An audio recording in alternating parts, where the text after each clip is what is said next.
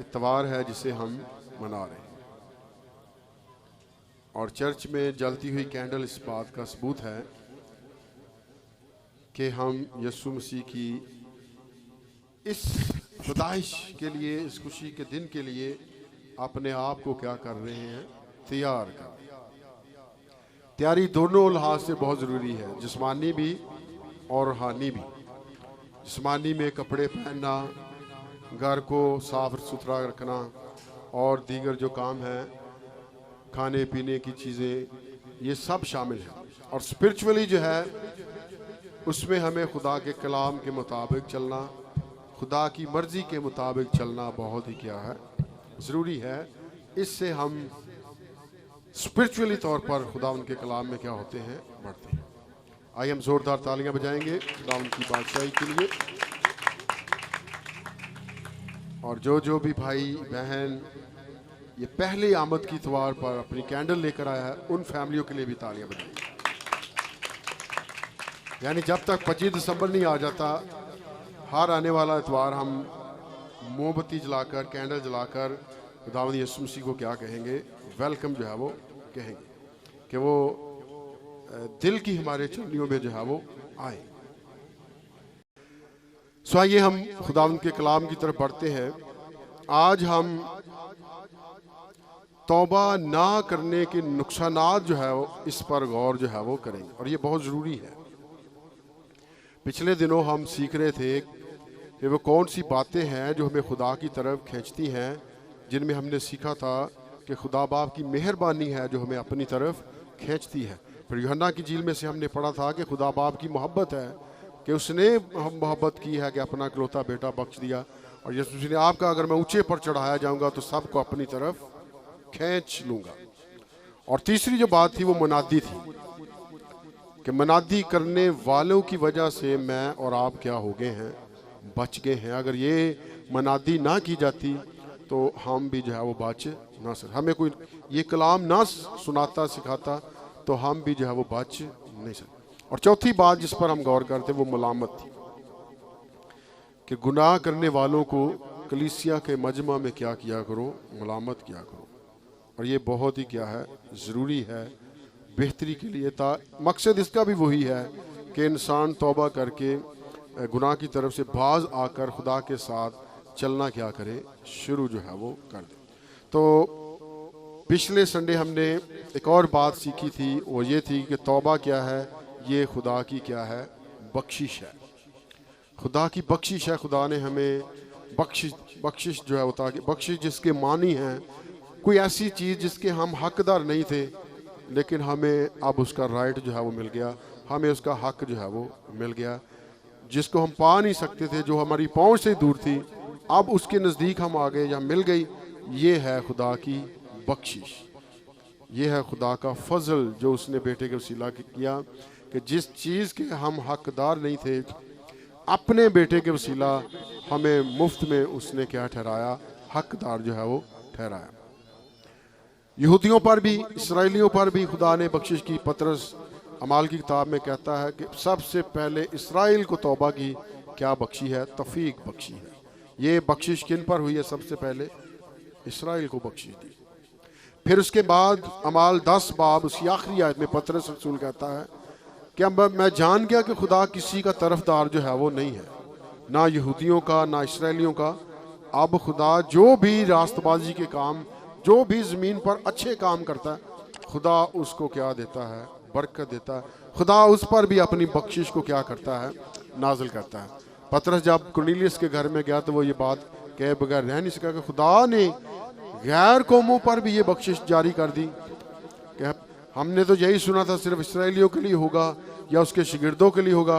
अब तो हम जान गए कि खुदा किसी का तरफदार नहीं, वो अपनी बरकत को, अपने रूल को सब पर क्या करता है, नाजिल करता है।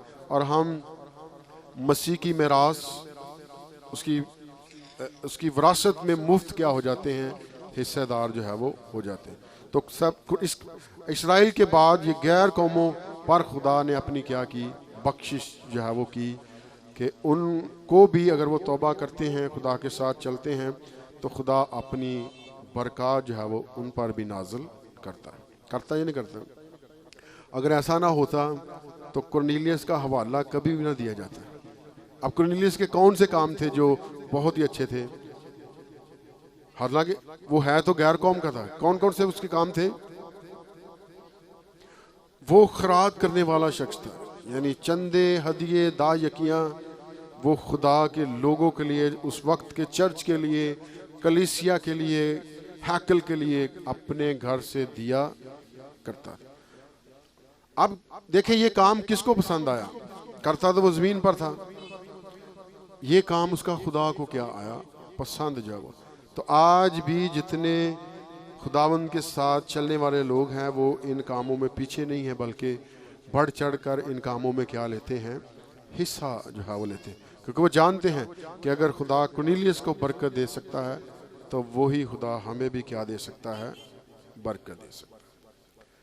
अब देखें, वो दुआ कर रहा था, वो रोज़े रख रहा था, वो खरात दे रहा था, वो अपनी घराने समेत खुदा से डरने वाला क्या था? शख्स था। और यही सबब था फरिश्ता उसके घर में आकर कहता है, कुरनेलियस तेरी दुआएं, तेरी खरात, तेरे रोज़े, तेरे ये सारे अच्छे काम, इनकी याद कहाँ हो गई है? आसमान पर। कहाँ हो गई है? आसमान पर हो गई है। तो देखिए, इन अच्छे कामों की जो हम करेंगे ज़मीन पर, एक याद है। खुदा याद रखेगा, खुदा भुलने वाला नहीं। असी भुल सकते हैं लेकिन खुदा जो है वो नहीं भूल सकता। तो इसलिए ये गैर कौमों पर भी खुदा ने क्या नाजिल की है? बख्शिश जो अपनी क्या की है? नाजिल जो है वो की है। तो वापस आते हैं तौबा ना करने के नुकसान। जैसा कि हम सब जानते हैं कि तौबा में देर जो है वो नहीं करनी। जब भी सुने पाक कलाम, जिंदगी का कोई भरोसा नहीं है। जब भी कलाम सुने और कलाम ये दिल पर चोट करे, हमें उसी वक्त अपनी बुरे कामों को तर्क करके छोड़कर खुदावंद के साथ चलने की क्या है? ज़रूरत है। अभी हम हवाला पढ़ेंगे जहाँ हमारे खुदावंद यीशु मसीह के ये अल्फाज हैं। लूका की इंजील 13वां बाब 3वीं आयत में लिखा है, मैं तुमसे कहता हूँ कि नहीं, बल्कि अगर तुम तौबा ना करोगे तो सब इसी तरह हलाक हो जाओ। जहाँ ये बख्शिश है, जहाँ ये खुदा की मेहरबानी है, वहीं खुदावंद यीशु मसीह ये भी सैड इफेक्ट में ये बात बयान करता है कि अगर तुम तौबा ना करोगे तो सब इसी तरह क्या हो जाओगे? तो देखिए, तौबा के बगैर फ़ायदा नहीं होगा, बल्कि उल्टा क्या होगा? नुकसान होगा। किन का नुकसान होगा? जो भी जाने तौबा जो है वो नहीं करेंगी, क्योंकि ये अल्फाज किसके हैं कि अगर तुम तौबा ना करोगे। किसके अल्फाज हैं? हमारे खुदावंद यीशु मसीह के अल्फाज हैं। तो किसके अल्फाज मानने चाहिए? किसकी बात माननी चाहिए? खुदावंद यीशु मसीह की बात मान लेनी चाहिए। तो फिर क्या कर लेनी चाहिए? तौबा कर लेनी चाहिए, ताकि हम हलाकत से क्या हों? बच जाए। तो याद रहे, तौबा के बगैर क्या आएगी? हलाकत है। इसका एक वक्त मुकर्रर है, कब आती है, कैसे आती है, ये खुदा बेहतर जानता है। लेकिन हम खुदा के कलाम से जानते हैं कि ऐसा होगा। बेहतरी नहीं होगी, बल्कि हलाकत आएगी। तो हलाकत ना आए तो उसके लिए हमें क्या कर लेनी चाहिए? तौबा करना। दूसरा वाला देखेंगे, पहला शमूएल 28 बाब 16वीं आयत के अंदर देखेंगे, जब हम तौबा नहीं करते तो उसका एक और बड़ा नुकसान हमें उठाना पड़ता है। पहला शमूएल 28 बाब और उसकी 16वीं आयत को हम देखेंगे।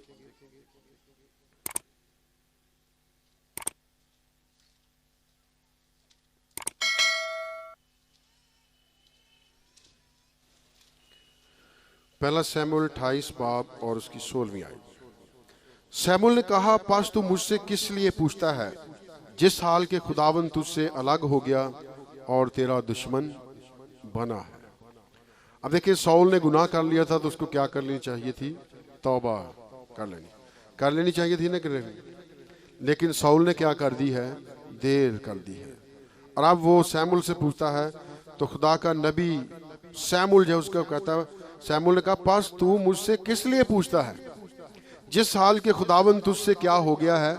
अलग हो गया है और तेरा क्या बन गया है? दुश्मन बन गया। तौबा ना करने से पहली बात हलाकत आती है। दूसरी जो खतरनाक बात है वो खुदा हमारा क्या बन जाता है? दुश्मन बन जाता है। एक और हवाला देखेंगे यूहन्ना की इंजील, उसका 3 बाब 20 आयत। यहाँ पर लिखा है, यूहन्ना की इंजील 3 बाब और उसकी 20वीं आयत में, क्योंकि जो कोई बदी करता है वो नूर से दुश्मनी रखता है। अगर हम बुरे ही काम करते रहेंगे तो बाइबल कहती है हम किससे दुश्मनी रख रहे हैं? नूर से। और नूर कौन है? हमारा खुदावंद यीशु मसीह है, जिसने यूहन्ना की इंजील में ये दावा किया है कि मैं दुनिया का नूर हूँ, जो मेरी पैरवी करेगा वो अंधेरे में ना चलेगा बल्कि जिंदगी का क्या पाएगा? नूर पाएगा। तो लिखा है कलाम में, जो कोई बदी करता है, बदी के मानी है बुरे काम। ये मुसलमानों के बुरे काम नहीं होने। कहाँ होते हैं बुरे काम? इसी जमीन पर। जो कोई बुरे काम करता है वो नूर से क्या रखता है? दुश्मनी। वो ऑटोमेटिकली नूर से क्या रखता है? दुश्मनी। तो सैमुअल कह रहा है खुदा तुझसे अलग हो गया है, तूने खुदा की बात नहीं मानी, तूने खुदा के हुक्म को तोड़ा है, नाफरमानी की है, और नाफरमानी करने की वजह से अब खुदा तेरा क्या बन गया है? दुश्मन बन गया। तेरा भला नहीं होना। और खुदा दुश्मन बन जाए तो कौन बचाएगा हमें खुदा के हाथ से? और बदी में ही रहेंगे तो नूर से क्या रखते जाएंगे? दुश्मनी रखते जाएंगे। खुदा से दुश्मनी सस्ती होगी या महंगी? है तजर्बा कोई? नहीं तजर्बा तो सैमुअल से सीख ले, साउल से सीख ले, या उन लोगों से सीख ले जो आज भी गुनाह में जिंदगी जो है बसर कर रही है, कि खुदा किस तरह फिर उन तबाही को, बर्बादी को जो है वो लाता है। मिसाल की किताब 3 बाब 33 आयत को देखें तो वहां पर लिखा है, मिसाल की किताब 3 बाब 33 आयत को पढ़ेंगे,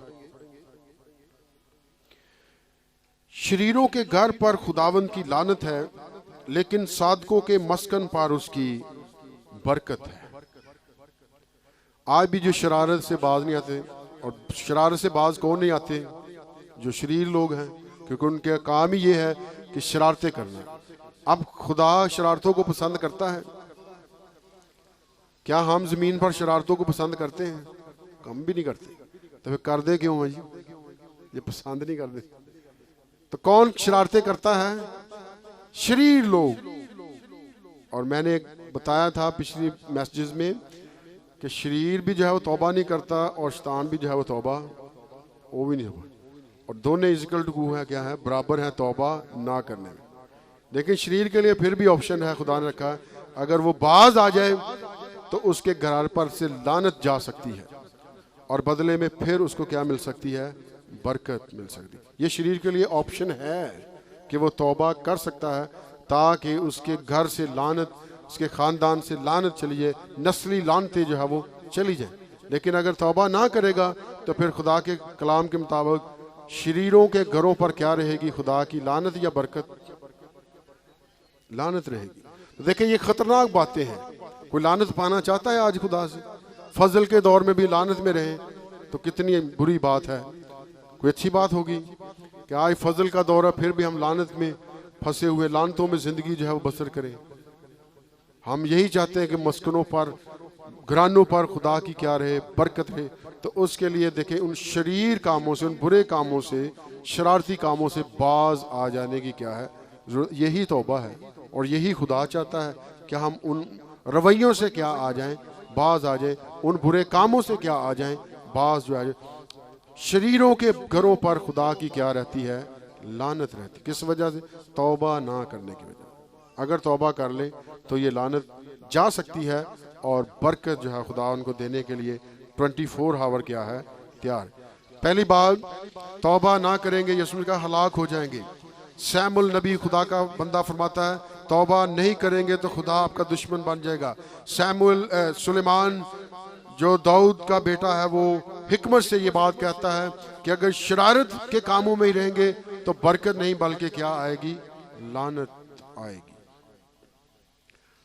चौथी बात जो तौबा ना करने की वजह से हम नुकसान में जाएंगे वो यह है, मिसाल 1 बाब 33 आयत को पढ़ेंगे। यहाँ पर लिखा है, लेकिन जो मेरी सुनता है वो महफूज होगा और आफत से निडर होकर इत्मीनान से रहेगा।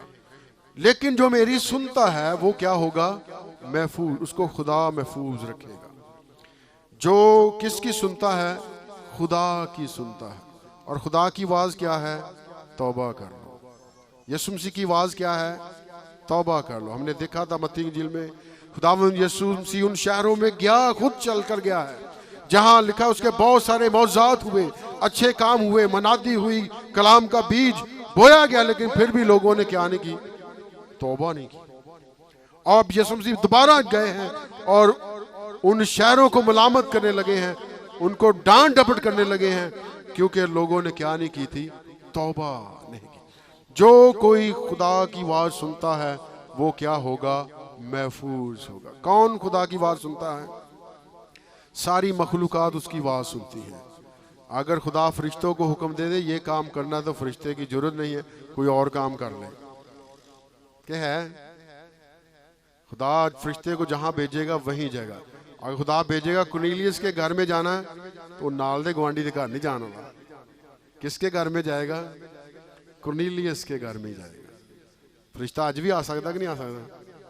लेकिन उन्नी दुआ भी तो होनी चाहिए। उन्नी असी दुआ नहीं करी तो फरिश्ते ने कितने होना है जी। तो जो कोई उसकी सुनता है, कौन सुनता है? सारी मखलूकात खुदा की आवाज को क्या करती है? सुनती है। हवा के परिंदे भी किसकी आवाज सुनते हैं? सुनते कि नहीं सुनते?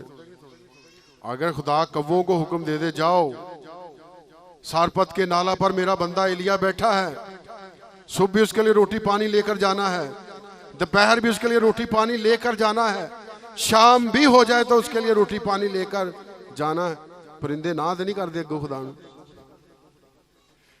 अज तो असं काम ही बहुत है साढ़े को, खुदा किसी होर दी ड्यूटी ला दे। क्यों जी? कोई ना करते हैं वो खुदा की बात को, हुक्म को सुना और फौरन वो उस पर क्या करते हैं? अमल करते। कलाम को पढ़ के देख ले, तवारीख में इस बात को, सलातीन की किताब में, परिंदों को जो हुक्म मिला है वो उसके मुताबिक पूरी फर्माबरदारी से उस काम को करते। परिंदे नूं समझ आ जाती, परिंदे आवाज सुन लेंदे, असीं सुन के भी सुमझदे नहीं है। तो देखे, खुदा की आवाज तौबा कर लो क्योंकि मैं बहुत जल्द आने वाला। जो कोई उसकी सुनता है वो क्या होगा? महफूज जो है। आज 4 बातें हमने सीखी हैं।